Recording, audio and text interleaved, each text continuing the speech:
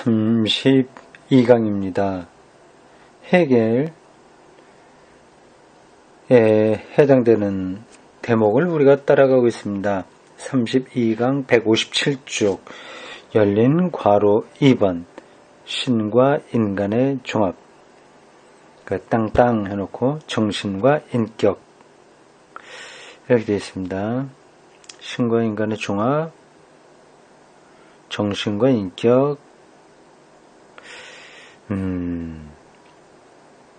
폴 틸리가 프랑크푸르트에서 교수로 있을 때 헤겔을 강의했다고 하네요. 일주일에 4시간씩 4학점짜리를 했답니다. 참 그쪽 신학 공부하는 게 참 부럽습니다. 수준이 참 높죠. 이런 폴 틸리에게서 이런 강의들을 직접 들으면 학생들의 지적인 수준이 비약되지 않겠습니까? 좋은 선생을 만나는 게 학생들에게는 최선입니다. 책을 보면 된다고 하지만 책도 한계가 있는 거예요. 그 책을 분별하는 것도 쉽지 않습니다. 그걸 분별했다고 하더라도 책만으로는 아마추어들에게는 한계가 있는 거죠. 좋은 선생을 만나는 거가 최선인데 독일 쪽에 좋은 선생들이 많았으니 참 부럽다는 거죠. 책도 물론 많고요. 자, 보겠습니다. 헤겔의 책에서 신적인 것과 인간적인 것의 종합은 절대적인 정신과 상대적인 정신의 이론에서 표현되어 있다. 하나님은 절대 정신이에요. 그렇게 표현되고 있습니다. 앞에서 마인드라고 하는 게 적절하지 않은 번역이라고 그러는데 틸리가 미국 학생들을 대상으로 강의하니까 영어로 번역된 헤겔의 책에 근거해서 강의할 수밖에 없습니다. 그래서 Absolute Mind 이렇게 되어 있습니다.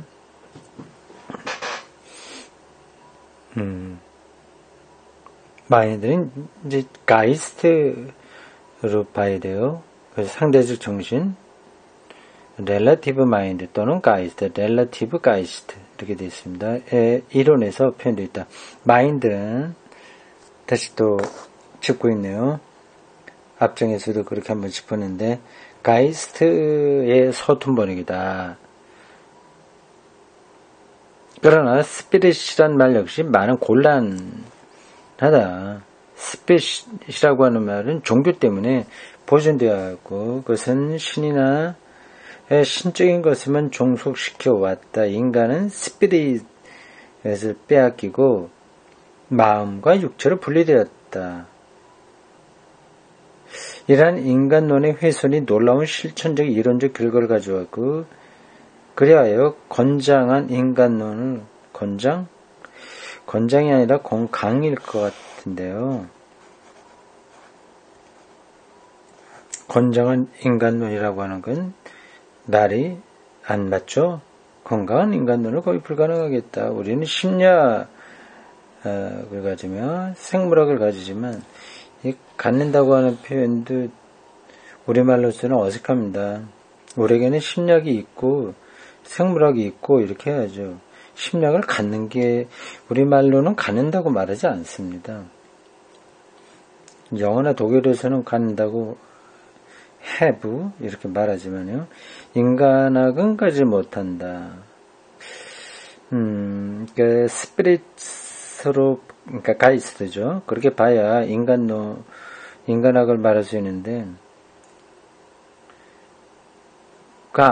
아니고 마인드로 하니까 마인드는 육체와 대립되는 거예요. 그래서 심리학이나 생물학 이런 쪽으로만 인간을 이해하게 됐다고 하는 겁니다.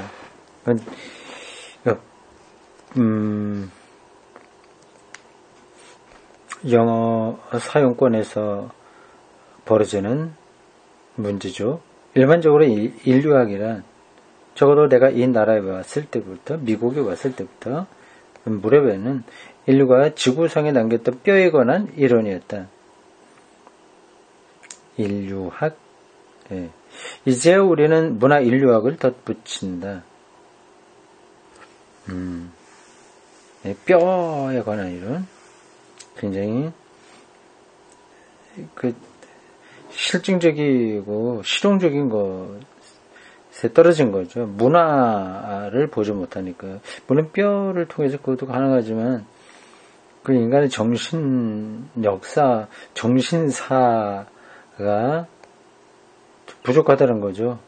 그러나 이것 역시 인간의 본질에 대해서는 아무것도 말하지 않고 문화, 뼈 이론, 이게 뭐 크로마뇽인이냐, 뭐 네안데르탈인이냐, 뭐 이런 거를 봤다는 거죠. 그게 뼈에 대한 이론이에요. 그리고 문화 인류학, 뭐 토테미즘 뭐 이런 등등. 그게 문화 인류학이죠. 근데 이것도 인간 본질에 대해서는 아무것도 밝히지 않고 다만 우리 선조들이 거쳐온 여러 단계에서 대해서 말해주고 있을 뿐이다. 틸리가 볼 때 이건 좀 부족하다는 거죠. 그리고 이것은 문화 그 자체의 개념에 관해서 특히 동의할 수 없는 독단론으로 특징되어 있다. 동의할 수 없는 독단론. 동의가 이루어지지 않는 독단론. 네, 넘어가겠습니다. 인간이 창조한 모든 것은 특정한 문화로서 설명된다. 인간이 문화의 산물에 지나지 않는 이상. 우리는 인간의 일반에 관해서는 인간을 동물에서 구별하는 것에 관해서 아무것도 말할 수가 없다. 그러나 어떤 문화 인류학자도 누가 문화를 만들어내는가, 왜 문화는 변화했는가, 문화의 맥락에서 무엇이 일어나는가에 관해서 여러분에게 말하지 않는다. 그걸 말하려면 가이스트, 이 관점이 필요한 거거든요. 그래서 인간으로서 인간에 관해서 우리는 오늘날 특별한 어려움에 부딪혀 있다. 네. 일반 생물학, 고고학, 인류 문화사 뭐 이런 것들의 한계를 얘기하고 있는 겁니다. 우리가 이러한 어려움을 극복할 수 있는 한 가지 방법은 아마도 스피릿의 개념을 다시 도입함으로써 이루어질 수 있을 것이다. 그래요. 당연한데 왜 마인드라고 했을까? 그 당시에 참 이상하네. 마인드 하면 바디, 육체 이렇게 이분법적으로 생각하게 되지 않습니까? 근데 독일어 가이스트는 그게 아니거든요. 이게 영어로 스피릿이 그래도 가까운 겁니다. 근데 스피릿이 종교적인 의미로만 축소되어 있으니까 그것도 또 적합한 건 아닌 거예요. 그러나 이것은 소문자 S의 스피릿으로서 이 말을 신에게는 사용하지 않는다. 신에게는 대문자 S 스피릿을 사용한다. 만약 여러분 자신에게 대문자 스피릿이 무엇인가를 경험할 수 없다면 이것을 상징적으로든 유비적으로든 신에게 적용할 수도 없다.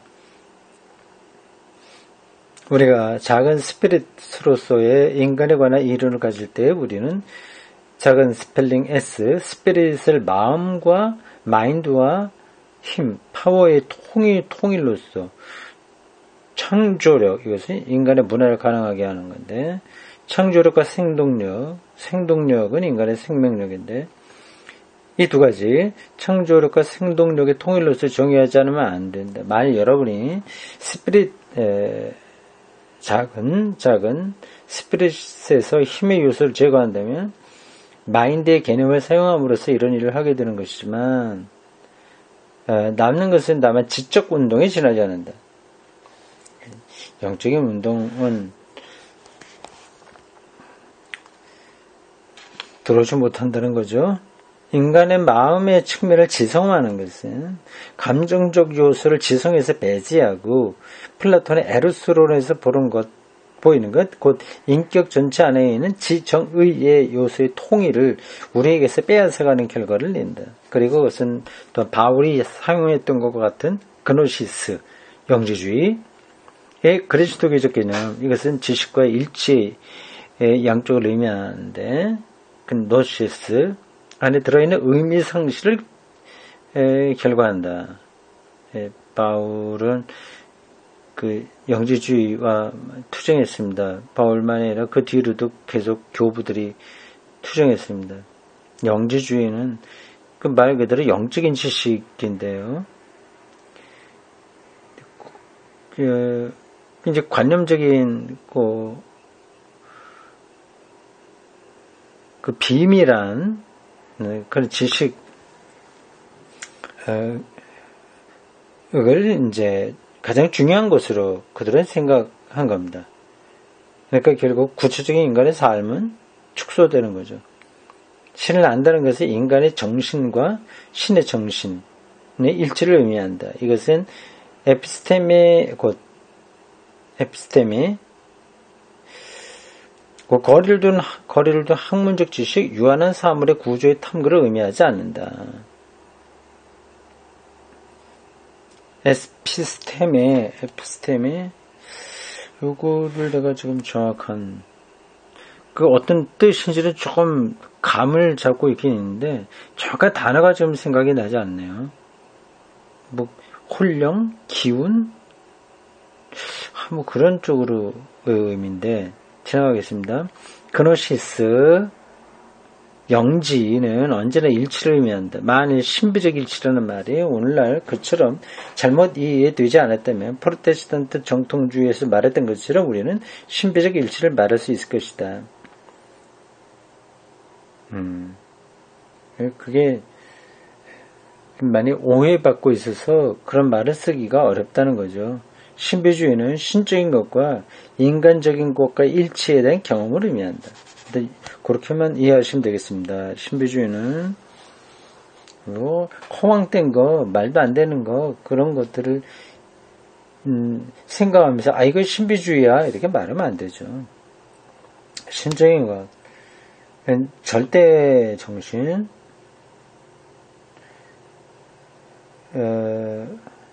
그리고 영원한 것, 뭐 이런 것과 인간적인 것, 우리 유한하고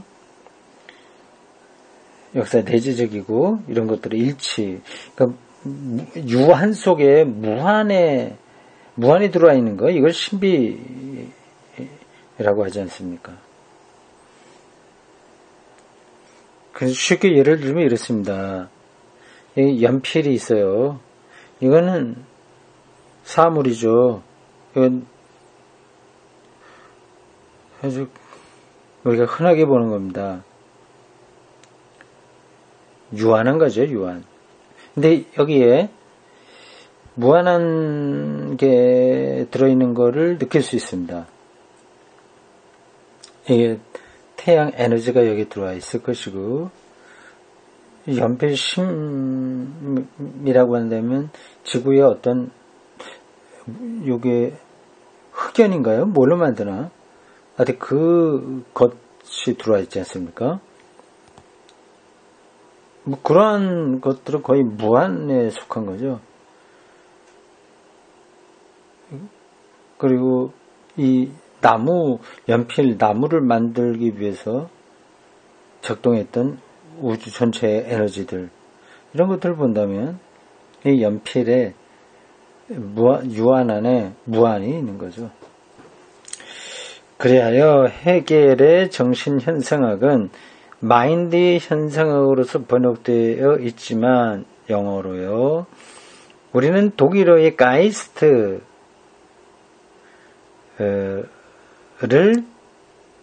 스피릿으로 번역하려고 한다. 이건 제가 이 사람이 이렇게 설명하기 전에 말한 겁니다. 마인드가 아니다. 이건 오히려 차라리 스피릿이 더 낫다 말했어요. 헤겔에게서 신은 절대 정신이고 인간은 상대 정신이다. 또한 신은 무한한 정신이고 인간은 유한한 정신이다. 아까 제가 연필을 얘기할 때 이게 무한하다 하지 않았죠? 유한한 거죠. 신비 얘기하면서 유한 속에 무한이 있는 것이라고 얘기했죠.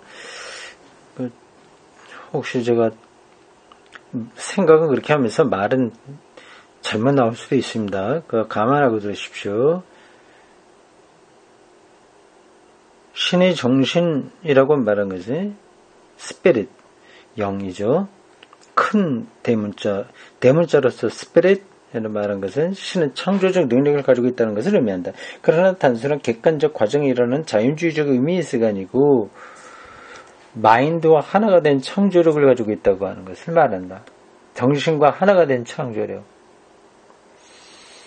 정신과 하나가 된 창조력. 좀 낮게 말해서 의미와 하나가 된 창조력은 인간 안에 인간의 자기 의식을 낳고 인간을 통해서 문화, 언어, 예술, 국가, 철학 그리고 종교를 창조한다. 이 모든 것이 스피릿이란 개념에 포함되어 있다. 그러나 만일 여러분이 절대정신, 앱솔루트 마인드에 관해서 말한다면 여러분은 어딘가에 있는 최고의 지성, 육체 없는 지성, 말하자면 힘없는 마인드를 생각하지 않을 수 없다. 이건 잘못됐다는 겁니다. 그러나 유대교나 그리스도교 양쪽의 종교적 전통을 따라도 다른 많은 종교의 전통을 따라도 신은 무엇보다도 전능의 신이다. 그리고 힘이다. 이건 여러분 저도 얘기한 겁니다. 하나님은 실체로서가 아니라 힘으로 무브먼트로 이해된다고 했어요. 힘이다. 그는 제한을 받지 않는데 그는 무한한 힘이다. 그는 다른 모든 힘 안에 있는 절대적인 힘이다. 그래서 여기에 존재의 힘을 부여한다. 이 힘의 요소는 스피릿의 개념에 속해 있다. 만일 여러분이 정신, 가이스트를 마인드로 번역함으로써 이 요소를 제거한다면 프로테스탄트 신학의 역사 또는 헤겔의 체계와 그 신학적 계상자를 이해한다는 것은 불가능하게 될 것이다. 자, 여기까지 폴텔리가 영어의 마인드 가 갖고 있는 거기서 나타나는 한계를 지적했습니다. 나는 소문자 S의 스피릿이란 말을 구하기 위한 십자군 전사라고 가끔 말했다. 자기를 그렇게 표현했다는 겁니까? 자기가 자기 자신을 그리 십자군 전사라고 했다고 하는 거죠. 작은 S의 스피릿. 우리는 이 말을 필요로 한다. 모든 나라의 언어에는 이 말이 있다. 프랑스는 에스프리, 독일어에는 가이스트, 히브리어는 루아흐, 제가 많이 얘기했죠. 라틴어에서는 스피리투스, 그리스어에는 푸뉴마가 있다. 그러나 영어에는 이 말이 조금 더 남아있지 않다. 하하. 가이스트라고 하는 푸니마, 루아흐 이것을 영역할 수 있는 단어가 없다는 겁니다. 일부는 영국 경험론 때문이고 일부는 인간을 지성과 육체로 나눈 데카르트적인 분할 때문이다. 근대 과학적, 역사적 분석 방법을 만들어냈다는 점에서 데카르트의 위대성이 있다고 해도 인간론의 입장에서 무학은 육체 사이에 있는 인간의 참 중심을 빼버렸다고 우리는 말해야 한다. 가이스트를 빼버린 거죠. 그걸 헤겔은 붙들었죠. 여기서는 형식적으로는 소울, 혼이라고 불렸다. 이 말은 지금 모든 대학의 언어 감시자들에 의해서 금지되어 있는 언어다. 혼하면, 소울하면 뭔가 탈역사적인 거, 저세상적인 거, 뭐 그런 귀신 뭐 이런 쪽으로 생각이 되죠. 그래서 그런 말은 학문 세계에서 못 쓰게 된 겁니다.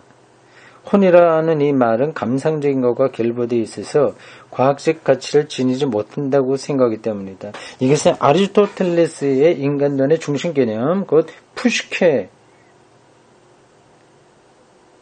이 말은 아니마 또는 소울이라고 번역되어야 하는데 라고 하는 사실에도 불구하고 그처럼 생각되고 있는 것이다.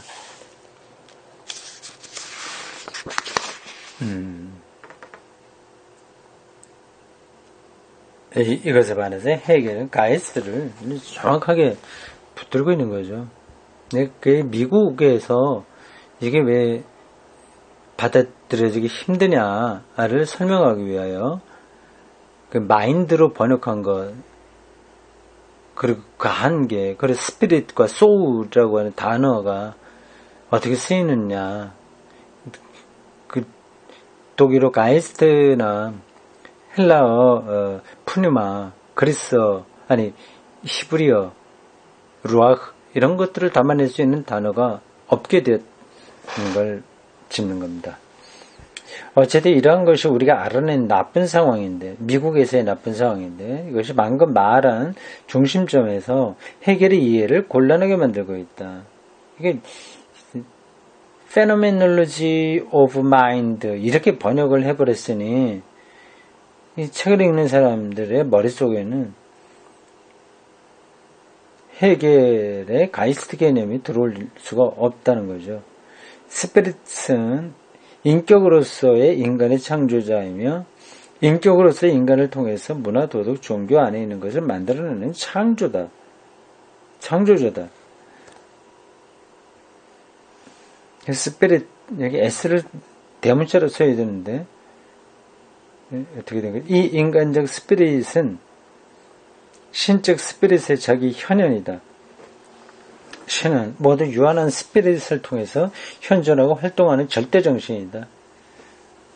이것을 이해하기 위해서는 내가 해겔을 삶의 철학자라고, 삶의 과정의 철학자라고 말했던 지점으로 돌아가야겠다.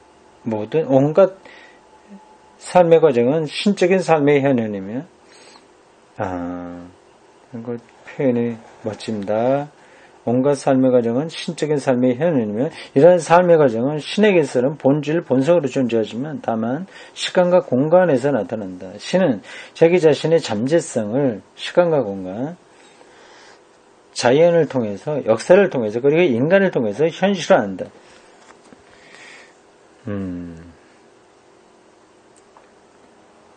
신은 인간과 그 역사에서 역사적인 실현의 여러 가지 형태에서 자신을 인격으로 나타낸다. 사람의 인격은 아니고요. 하나님의 격을 얘기하는 겁니다. 하나님의 의지가 나타난다. 그 뜻이죠. 그러나 신은 다른 인격과 나란히 있는 인격은 아니다. 해겔의 말한 절대정신은 유한한 스피릿과 나란히 있는 하나의 존재가 아니다.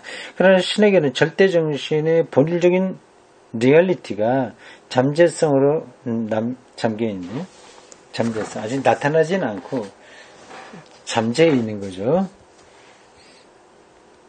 이것이 시간과 공간에서 현실화되는 것이다. 하나님이 아직 우리들에게 다 나타나지 않았잖아요. 그러니까 잠재적이라고 하는 거죠. 잠재성이라고 하는 건데. 그러나 동시에 그것은 거의 본질에서 소외되어 있다. 좀 복잡해요. 자, 그 다음입니다. 새로운 패러그래프예요. 160쪽에 있는 중간에서 새롭게 시작하는 패러그래프입니다. 여기서 우리는 세계는 신적 본질이 시간과 공간 안에서 자기를 실현하는 과정이라는 전체적 세계상에 접한다. 이 세계가 뭐냐? 신적 본질이 시간과 공간. 지금 우리가 살고 있는 이 세계가 어떤 확실성을 얻는 그 구조, 그 체계, 이게 시간과 공간의 결합이거든요.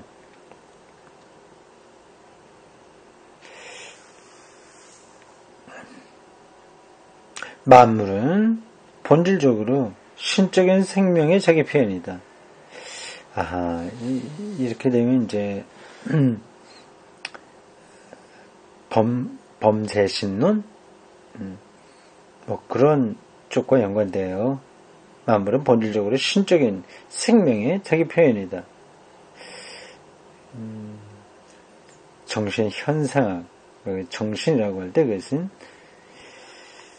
가이스트인데 절대 정신과 상대적 정신으로 구분이 됩니다. 절대 정신은 신이고 상대 정신은 인간이에요. 근데 그 두 개가 현상하는 것에 대한 연구, 이게 해겔의 정신현상학입니다. 근데 거기서 만물은, 인간을 포함한 모든 것들은 신적인 생명의 자기 표현이라고 하네요. 그래서 틸리가 그를 생의 철학자, 생명의 철학자 이렇게 부르고 있습니다. 뭐 성경도 다 생명에 대해서 얘기하니까 막 그가 전혀 새롭게 얘기하는 것은 아닙니다. 이 세계 과정은 자연을 통해서 정신이 여러 가지 실현을 통해서 진행한다. 인간의 스피릿에서, 특히 인간의 예술적, 종교적, 철학적 창조에서 신은 본질적으로 존재하는 자기 자신을 재발견한다. 이런 표현들이 신학적으로는 아주 깔끔하진 않아요. 신이 자기 자신을 재발견하는데 굉장히 철학적인 표현입니다. 현상학적인 표현이죠. 해겔에게서는 이렇게 표현될 수 있습니다. 신학은 이렇게 말하지 않습니다. 신은 본질적으로 존재하는 자기 자신을 재발견한다. 뭐 그 내용으로 이제 들어가게 되면 서로 통하는 게 있을 텐데 표현 자체는 좀 다릅니다. 신은 자기 자신에게서 자신을 발견하지 않고 세계의 과정을 통해 그리고 마지막에는 인간을 통해서, 인간의 신의식을 통해서 자기 자신에게 이른다. 여기에서 우리는 신에 대한 인간의 인식에서 신은 자기를 인식하고 신에 대한 인간의 사랑에서 신은 자기를 사랑한다는 오랜 신비사상을 접하게 된다. 우리는 이런 신비사상을 스피노자에게서도 발견한다. 그래서 나는 그 스피노자 범신론에 가깝죠. 그래서 나는 특히 스피노자를 기하학화한 유대 신비주의라고 강조한다. 그러나 해겔에게서는 스피노자적인 정적, 기하학적 형태의 신비주의가 아니고 정적, 좀 이렇게 소극적인 거, 어떤 멈춰있는 거, 정적, 조용한 것, 조용하고 기하학적인 형태의 신비주의가 아니고 동적, 창조적 형태의 신비주의 사상을 접하게 된다. 해겔에서 다고 하는 거예요.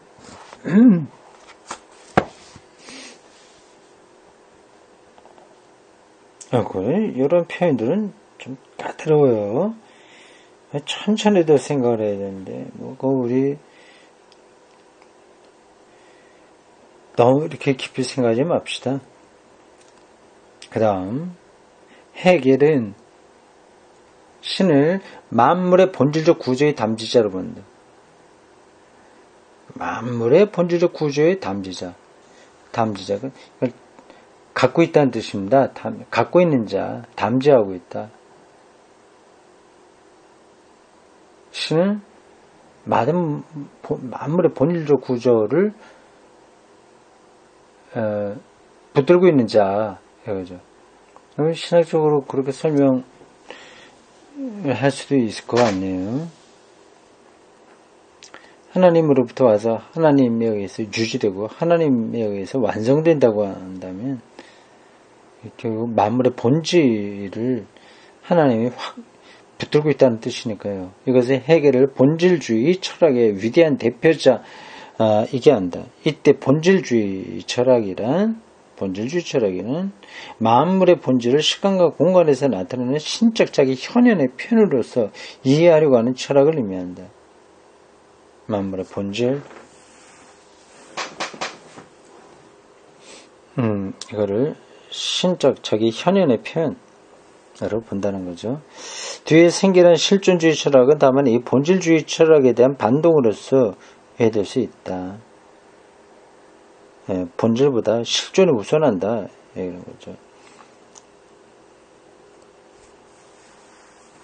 현대 실존주의는 해결의 본질주의에 대한 저항으로 생겨났다.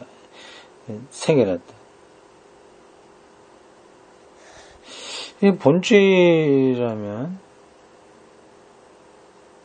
인간은 예를 들자면 정신과 육체와 뭐 지성 뭐 그런 걸로 되어 있다. 그 본질이 그거다. 얘기를 한다면 실존주의자는 뭐 그런 것보다도 인간이 여기서 이렇게 실제로 존재하는 게 더 우선적인 거다. 우리도 실존을 해야 그 다음에 뭐 본질이고 뭐고 그런 것도 말할 수 있지 않냐 하는 거죠.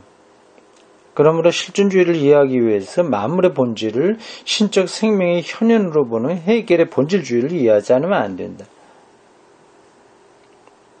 모든 종류의 식물이나 동물의 본질, 원자나 별의 본질, 인간의 본성, 이들 만물의 본질적 구조가 신 안에 들어있다. 신 안에 들어있다. 이것들 모두는 시간과 공간에서 나타나는 신적 생명의 현현인 것이다. 해겔이 굉장히 기독교 신학 바탕에서 책을 썼네요.